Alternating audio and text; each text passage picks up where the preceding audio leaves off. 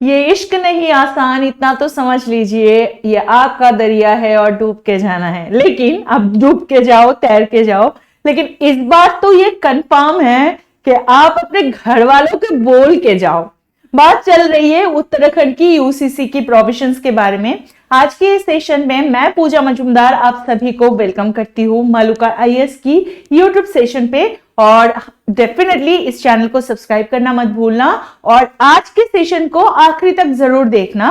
Comment में भी मुझे बताना कि क्लास कैसा लगा, और इसमें अगर आपकी कोई भी कंप्लेन हो या आप और कुछ जानना चाहते हो डेफिनेटली मुझे कंप्लेन में बताना, और कुछ क्वेश्चन मैं जरूर ये चलते हुए करूंगी, सेशन चलते हुए उसका भी जवाब दे देना। चलो बात करते हैं यूसीसी क्या है। इसको कहते हैं uniform civil code. Uniform civil code मतलब एकक जो सिविल या जनगण के लिए जो नियम या रीति बनने वाला है उसको यूनिफॉर्म सिविल कोड कहते हैं। वैसे ये यूनिफॉर्म सिविल कोड के बारे में हम डीपीएस में पढ़ चुके हैं, जो कि है directive principle of state policy. State कौन कौन सी नीतियों के ऊपर अपना लॉज बना सकते हैं या एक्ट बना सकते हैं, उसी के ऊपर डीपीएसपी ने ये बात कही है।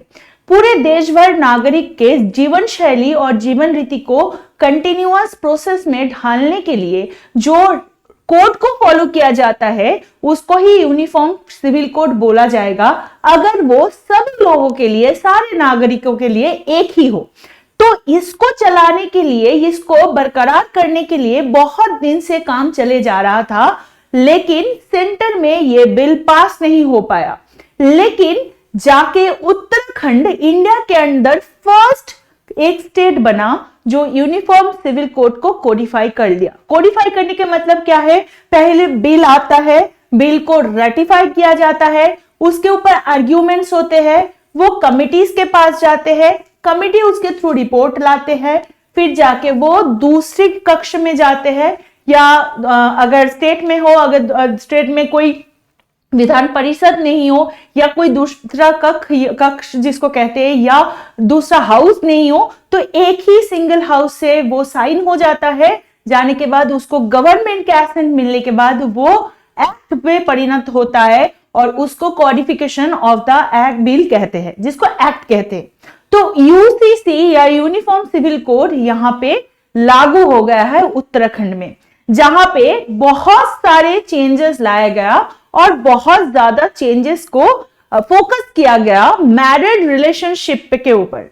वैसे गवर्नमेंट का कहना यह है कि एक्चुअली हमारे इंडिया के अंदर बहुत सारे जाति धर्म रहने के कारण शादी को बहुत जगह पे, इस इंस्टीट्यूशन को बहुत जगह पे वायलेट किया जाता है। मतलब मानो कि किसी के पास अपने स्पाउस हो, फिर भी जाके वो और किसी के साथ रह रहे हैं, या vice versa. In that case क्या होता है? सिचुएशन खराब होता है, केसेस बढ़ने लगते हैं। वैसे सुप्रीम कोर्ट में, हाई कोर्ट में, डिस्ट्रिक्ट कोर्ट में केसेस की तो कमी नहीं है। उसको कम करने के कारण से बोल सकते हो कि एकदम अपर ग्राउंड पे जाके कुछ चेंजेस लाया गया कि ठीक है, ऐसे वायलेशन कम होगा। लेकिन बहुत बड़ा क्वेश्चन यहाँ पे आता है, ये वायलेशन कम होने के साथ साथ क्या ऐसा हो सकता है कि एकदम ही ऐसे एक्स्ट्रा मैरिटल रिलेशनशिप हो गया, या अनप्रेसिडेंटेड जो घटनाएं घटती है अनमैरिड कपल के बीच, इलेजिटिमेट जो बच्चे पैदा हो जाते हैं, ये सारी चीज क्या होगा क्या नहीं होगा, वो तो हमारे आगे की चर्चे की विषय है। लेकिन हम पहले बात करेंगे कि अभी के अभी इंडिया के ऊपर जो मैरिज से रिलेटेड जो लॉ है वो क्या क्या है। एक होता है secular special marriage act of 1954। Second होता है personal laws that include the Hindu marriage act of 1955। आपको पता है from the time of the Britishers, जब से कोडिफाई किया गया था लॉ को, क्लियरली बताया गया था कि हिंदू को हिंदू लॉ के अंडर, मुस्लिम को शरीयत लॉ के अंडर उनको लीगल जुरिस्डिक्शन दिया जाएगा। लेकिन यहाँ पे हम बात करेंगे, जब हम हिंदू मैरिज एक्ट की बात कर रहे हैं तो इसके अंदर बौद्ध, जैन, सिख, ये सारे हिंदू मैरिज एक्ट के अंदर आते हैं। इंडियन क्रिश्चियन मैरिज एक्ट है, the Indian divorce act of 1869 है, the Parsi marriage act and divorce act of 1936, and uncodified शरीयत एंड कोडिफाइड मुस्लिम लॉ जो जो मुस्लिम लॉ कोड अनकोडिफाइड है, मतलब जो लिखित में नहीं है, उसको शरीयत कहते हैं, और मुस्लिम लॉ जिनको लिखित में पाया जाता है उनको कहते हैं dissolution of Muslim marriage act, Muslim Women Protection of Right on Marriage Act 2019 and the Muslim Women Protection of Rights on Divorce Act 1986. These are the code, these are the act is already there in the Indian constitutional validation. तो class को आगे बढ़ाने से पहले मैं आपको बता दूंगी, हमारे साथ आपको जुड़ना है, हमारे फाउंडेशन कोर्स में आपको जुड़ना है, तो फाउंडेशन कोर्सेज के ऊपर 30% डिस्काउंट चल रहा है। जल्दी से जल्दी हमारे जो फोन नंबर दी गए हैं यहाँ पे 9910133084 पे आप कॉल कर सकते हो, और मलुका IAS की जो वेबसाइट है वहां पे भी आप जा सकते हो, चेक कर सकते हो, और यहाँ पे क्या क्या पढ़ाया जाएगा वो आपको बता देते हैं। NCERT की फाउंडेशन बैच पढ़ाया जाएगा, GS के फाउंडेशन और एडवांस बैच का आपका एक्सेस होगा, डेली प्रीलिम्स एंड मेंस का प्रैक्टिस क्वेश्चन इसमें पढ़ेगा, रेगुलर प्रीलिम्स और मेंस का टेस्ट रहेगा, अपडेटेड स्टडी मटेरियल्स रहेगा, 1+1 मेंटरशिप रहेगा, इंटरव्यू गाइडेंस रहेगा फॉर्मर UPSC बोर्ड मेंबर्स के through. These are the thing we are giving, और आप सभी को ये भी बता देते हैं, this is a very good news, Maluka IAS की तरफ से जो करंट अफेयर्स का मैगजीन है वो अभी अवेलेबल हो चुका है मार्केट में, तो आप आराम से इसके सॉफ्ट कॉपी या हार्ड कॉपी को खरीद सकते हो। अदरवाइज आपकी कोई क्वेरी है तो इसी नंबर पे आप कॉल कर सकते हो और आपके डाउट क्लियर कर सकते हो। चलो बात करते हैं फिर से हमारे UCC बिल के बारे में। वैसे अगर यहाँ पे दो चीज हमें क्लैरिटी रखना है कि एडॉप्शन और मेंटेनेंस के बारे में जो चीजें हैं, हामा एक्ट कहते हैं, Hindu adoption and maintenance act 1956, और इसके साथ जो जुवेनाइल जस्टिस एक्ट है 2015, उसके अंदर क्लियरली बताया गया है कि बच्चों को एडॉप्ट करने की जो जिम्मेदारी है वो कास्ट हो, रिलीजन हो, सेक्स हो, उसी हिसाब से कोई भी ये कर सकता है एडॉप्शन के कारण से। तो Hindu, Buddhist, Muslim, Jain, Sikhs, everyone can adopt their children. अब यहाँ पे एक बात बता देते हैं, हम बात कर रहे हैं कि ये specially we are talking about Uttarakhand के सिविल कोड के बारे में, so we are not digging into the Indian civil code, क्या लिखा है यूनिफॉर्म सिविल कोड के अंदर क्या क्या है उसके बारे में हम बात नहीं कर रहे हैं, हम क्लियरली अब फोकस करेंगे उत्तराखंड के ऊपर। पहली बात तो ये है, ये जैसे मैंने आपको बताया पॉलीगैमी या बाईगैमी, मतलब एक से ज्यादा शादी या शादी से अवैध कोई रिलेशनशिप में रहने के खिलाफ ये कोड कोडिफाई किया है। ये सारे राज्य, मतलब पूरे राज्य में कोई भी धर्म या जाति के लोगों के लिए है, सिवाय वो ट्राइबल पॉपुलेशंस के जो उस स्टेट में 3% से भी कम तादाद में है। बताया जा रहा है कि कोई भी लिविंग स्पाउस एटलीस्ट वुमेन के लिए 18 साल और लड़कों के लिए 21 साल से कम होगा तो इलीगल माना जाएगा। इसके साथ और भी बताया गया कि आशीर्वाद, निकाह, होली यूनियन, आनंद कारज, सप्तपदी, ये जो सारे टर्म्स है ये सारे को भी इस लीगल दायरे के अंदर रखा जा रहा है, और ये एक्सक्लूसिव नहीं है, मतलब इसको छोड़कर भी कोई भी कस्टमरी शादी को इस रिचुअल के अंदर रखा जा रहा है on the basis of the Anand marriage act of 1909, याद रहेगा।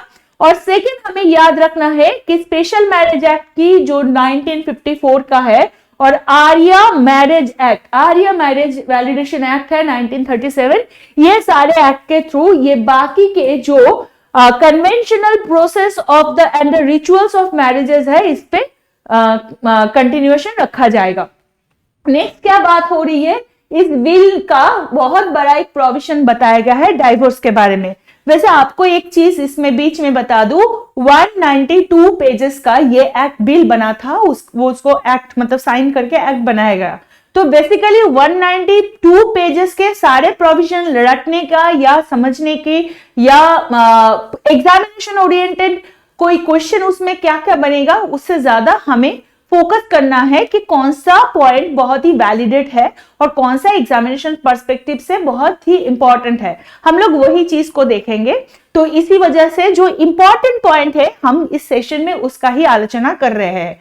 मैरिज आइदर बिफोर और आफ्टर यूसीसी, ये कोई भी पार्टनर मतलब यूसीसी से पहले, मतलब यूनिफॉर्म सिविल कोड लागू होने से पहले जो लोग ऐसे शादी में रह चुके हैं, उसमें अगर कोई क्रुएल्टी है, कोई एडल्ट्री है, कोई भी डिजर्शन ऑफ 2 years, मतलब दोनों एक दूसरे से 2 साल से ज्यादा रह रहे, या कोई कन्वर्जन ऑफ रिलीजियन के बेसिस पे कोई भी डिवोर्स फाइल कर रहा है तो वो डिवोर्स फाइल हो सकता है।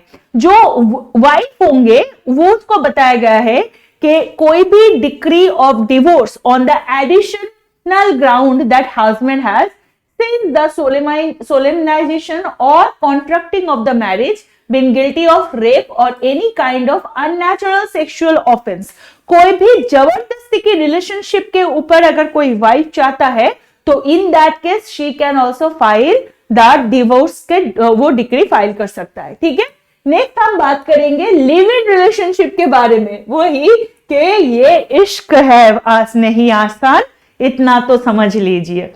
क्योंकि लिव इन रिलेशनशिप का अभी ये जो पैटर्न चल रहा है, somehow it is a definitely a topic of a discussion, topic of good, एक अच्छा खासा इस पे डिस्कशन डिबेट चल सकता है, लेकिन फिर भी बताया जा सकता है कि एक लड़का और लड़की इकट्ठा रह रहे हैं, एक बिना शादी के एक इंस्टीट्यूशन के अगर रह रहे हैं तो उसको लिव इन रिलेशनशिप कह रहे हैं। लेकिन लिव इन रिलेशनशिप का एग्जैक्ट क्या क्या प्रोविजन होना चाहिए उसके बारे में इंडियन कॉन्स्टिट्यूशन के अंदर इंडियन जुडिशियरी के अंदर बहुत क्लैरिटी के साथ कुछ दिया नहीं गया। There is some kind of dichotomies, लेकिन फिर भी बताया गया है कि सिंपली अगर एक लड़का और एक लड़की इकट्ठा रह रहे हैं और 1 महीने से ज्यादा रह रहे हैं तो उनको अपने रहने को या लिव इन को रजिस्टर कराना पड़ेगा। अगर वो 21 ईयर्स से कम मतलब नाबालग और नाबालिकाएं हैं तो उनके पेरेंट्स को इसके बारे में इन्फॉर्म किया जाएगा, उनका कंसेंट के साथ वो लोग एक साथ रह सकते हैं। और अगर वो लोग इस बात को छुपाते हैं तो उनको 25,000 से भी ज्यादा बड़ा जुर्माना दिया जा सकता है और उनका जेल भी हो सकता है। तो इसको लेकर बहुत ही ज्यादा प्रोटेस्ट चला भी है, लेकिन फाइनली ये बिल पास हो चुका है, तो it is now an act.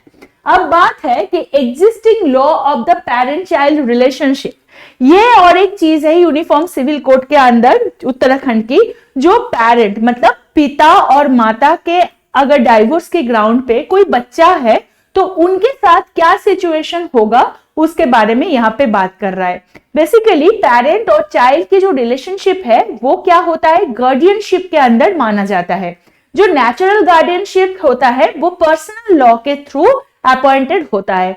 और ये क्या होता है, what is the actual act जिसके अंदर इसको अपॉइंट किया जाता है, that is the guardians and word act, GWA act of 1890। ठीक है, अब जो पर्सनल लॉ है गार्डियनशिप के ऊपर उनमें बताया गया है कि अगर मम्मी और पापा के अंदर डाइवोर्स हो जाता है तो बच्चे के लिए बच्चे की गार्डियन अपने पापा रह जाएंगे, जबकि कस्टडियन रहेगा मम्मी के पास। मतलब बच्चे मम्मी के पास रहेंगे लेकिन as a guardian pen on paper guardian के नाम अपने पापा के होंगे। लेकिन उत्तराखंड की इसमें भी और नॉर्मल इंडियन सिविल कोड के सुप्रीम कोर्ट के अंदर भी ये बताया गया है कि नहीं, now the mother also can claim the guardianship. मतलब जो मूवेबल और इमूवेबल जो प्रॉपर्टी इनहेरिटेंस है मम्मी पापा से वो बच्चे को मिलना जरूर चाहिए। This things are there.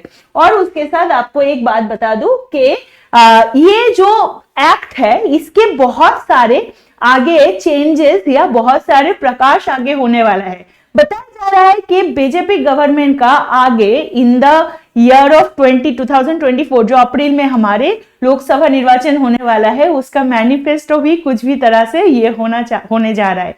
Basically ये जो यूनिफॉर्म सिविल कोड है ये एक्चुअली प्रॉमिस कर रहा है कि ये इसके थ्रू जो ट्रिपल तलाक का केस है या शरीयत के अंदर जैसे कि, और ये ऐसे होता है कि किसी रिलेशनशिप में कोई एक लड़का है किसी से शादीशुदा है फिर जाके और किसी रिलेशन पे जाके उससे भी शादी कर लेता है या वाइस वर्सा, मतलब लड़की के लिए भी ये है, तो वो तब तक संभव नहीं कर पाएंगे जब तक कि ना पहले वाले स्पाउस को वो पूरी तरह से डाइवोर्स दे दे।